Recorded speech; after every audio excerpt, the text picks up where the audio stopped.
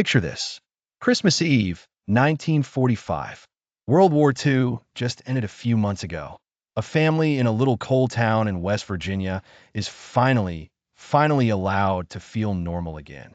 And by morning, 5 of their children are just gone. Not found dead. Not buried. Gone. No bodies. No bones. Nothing. And for the next 44 years, until the day she died, their mother wore black. Every single day. Because she never believed her kids burned to death in that house. So did they? Or didn't they? Let's get into it. George and Jenny Sodder, Italian immigrants. George came over from Sardinia when he was just 13 years old, alone, and basically built the American dream from nothing. Started off hauling water for railroad workers. Ended up owning his own trucking company in Fayetteville, West Virginia. By 1945, they've got 10 kids.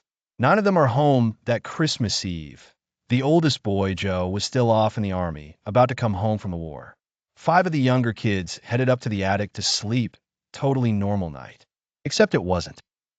Around 1 a.m., Jenny hears a bang on the roof, then something rolling. She thinks, raccoon, whatever, goes back to sleep.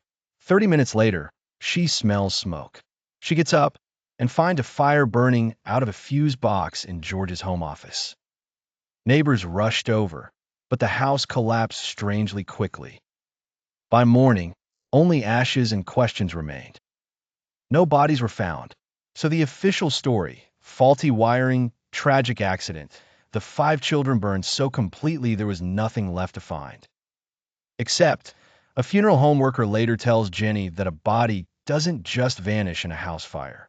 Even in a crematorium, running at 2,000 degrees for 2 straight hours, bones survive. No bones, no teeth, no nothing. In a wood frame house, in under an hour. George said the fire felt wrong from the start. He actually tests this theory later, burns animal bones and hair for hours in a controlled fire, just to see. They don't disappear either. He sensed sabotage, not accident. There had been threats before the blaze. 2 months earlier, a life insurance salesman had come to the house that October. George had turned him down. The guy, furious, had told George something chilling, that his house was going to go up in smoke and the children would be destroyed. Then, separately, a second stranger showed up asking for work. He wandered around back of the house, points at the fuse boxes, and casually tells George, this is going to cause a fire one day. Which was weird, because George had just had the entire house rewired. There were some unexplainable situations of the night of he fired George, Jenny, and 4 of the kids get out. But George couldn't get to the 5 kids upstairs in the attic. He then ran for his ladder, the one he always kept propped against the house. It's gone. Not where it always was. Just gone. George tries to call the fire department. The line's dead. And here's the thing. Investigators later found that phone line hadn't burned through. It had been cut. He runs to get his trucks, to drive them up against the house and climb up that way. Both trucks, which ran fine the day before, won't start. Too many failures. The fire department is only 2 miles away.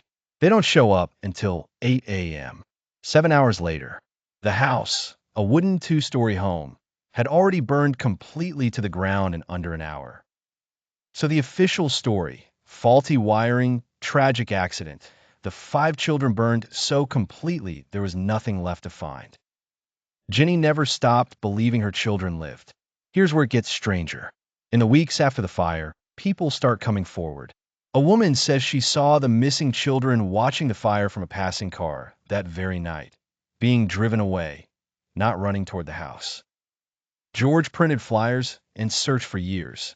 They put up a literal billboard, right on the highway with the 5 kids' faces on it. It stood there for almost 40 years.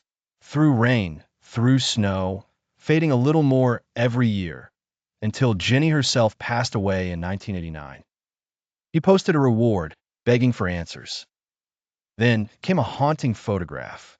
In 1968, 23 years after the fire, Jenny opens her mailbox and finds an envelope, postmarked out of state, no return address. Inside is a photograph of a young man in his late 20s. They hired a private investigator to chase it down. The trail went cold. They never found out who sent it or why. They thought one missing son might be out there. The young man in the photo had dark hair, dark eyes, and the family swore he looked exactly like their son Louis would have looked, all grown up. Still, certainty slipped away again. Some believed the children died.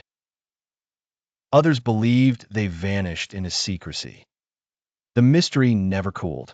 Maybe it really was a tragic accident, and grief just built a mystery out of coincidences, a missing ladder, a bad phone line, memories that got more dramatic with every retelling. Or maybe 5 children were taken from that house on purpose, and the fire was never about killing them at all. It was cover, a distraction, a way to make sure nobody ever came looking. So what really happened? Nobody knows. Not for sure. Not even now. Did fire take them? Or did someone take them first? What we know is somewhere in West Virginia, there's still an empty lot where a house used to stand. And for one family, Christmas never really ended.